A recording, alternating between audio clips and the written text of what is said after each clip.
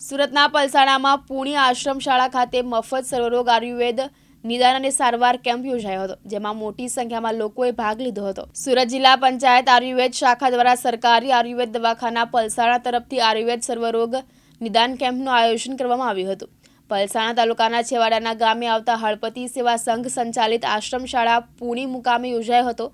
સરકાર દ્વારા શરૂ કરાયેલા પોષણ માસ અંતર્ગત શાળાના બાળકોના થતા કુપોષણજન્ય રોગો અંગેની વિસ્તૃત માહિતી અને તેના નિવારણની સમજ આયુર્વેદ નિષ્ણાંત ડોક્ટર આશિષ ખેની દ્વારા પૂરી પાડવામાં આવી હતી અને તંદુરસ્ત રહેવા માટે દિનચર્યા અને ઋતુચર્યાની પૂરતી માહિતી અને સમજ પણ આપી હતી અને આયુર્વેદ ઉકાળાનું વિતરણ કરવામાં આવ્યું હતું અને તમામ બાળકો ઉપરાંત પૂર્ણી ગામના લોકોને વિનામૂલ્યે આયુર્વેદિક ચિકિત્સા પદ્ધતિ દ્વારા સારવાર આપવામાં આવી હતી।